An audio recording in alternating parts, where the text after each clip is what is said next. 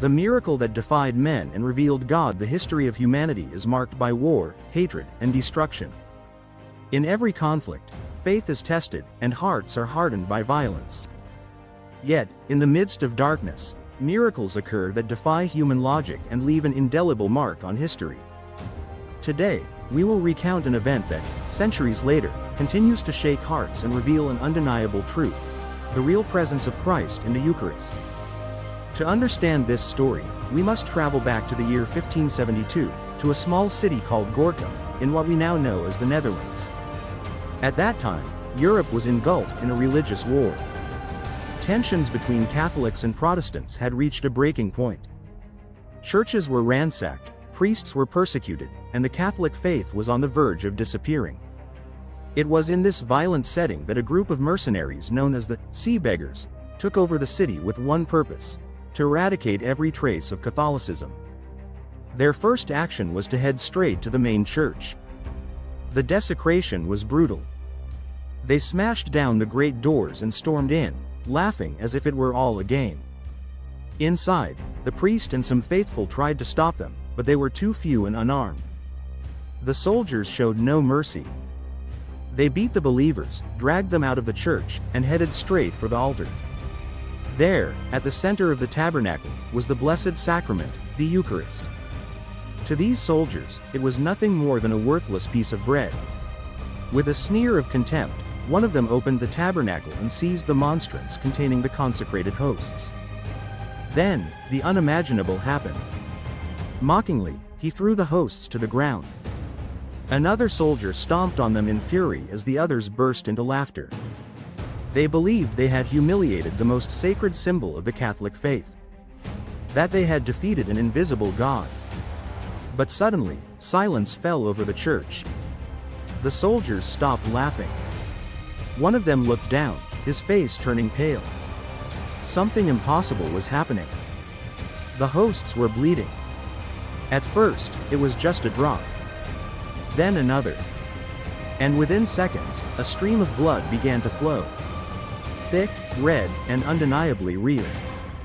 The soldiers recoiled, trembling with fear. Some made the sign of the cross. Others muttered curses. One of them collapsed to his knees, horrified.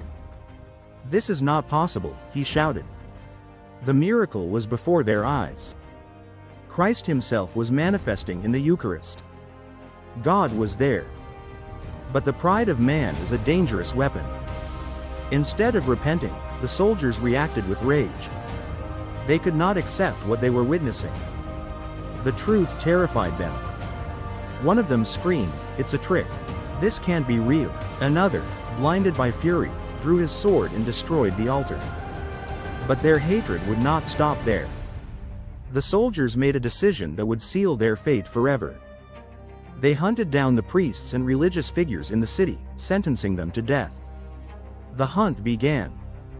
They stormed through the streets, kicking down doors, dragging believers out of their homes, and demanding to know the whereabouts of the clergy. But the people of Gorkum remained silent. Then, the soldiers resorted to cruelty. They burned houses, threatened the elderly, and terrorized children. Finally, they found the Franciscan friars, including Father Nicholas Peak. When the soldiers stormed into the convent and pointed their weapons at him, the priest simply smiled.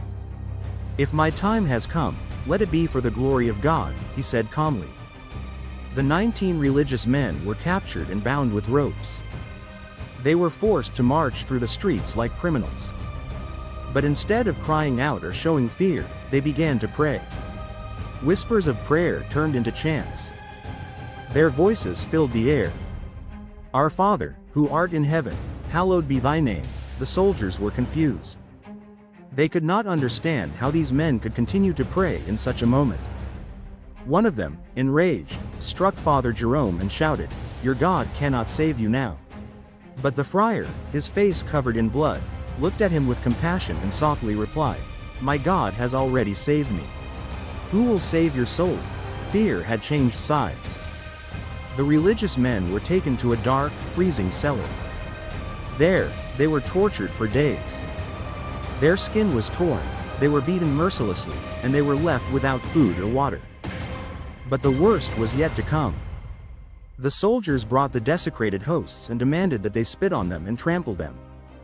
"Do it, or you will die in the worst possible way," they whispered in their ears.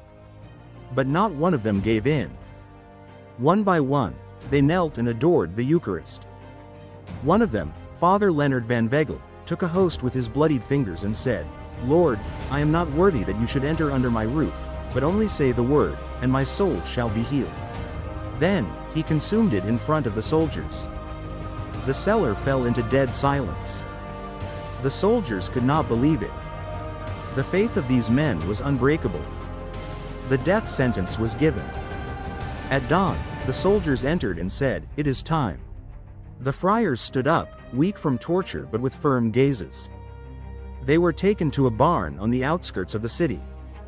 In the center stood a wooden structure with ropes hanging from it. The soldiers' captain tried one last time to make them renounce their faith. "Say the Eucharist is just bread, and we will let you go." Father Nicholas Peake smiled. "I have spent my life preaching that Christ is alive in the Eucharist. And even if I could deny it, I would not." One by one, they were hanged.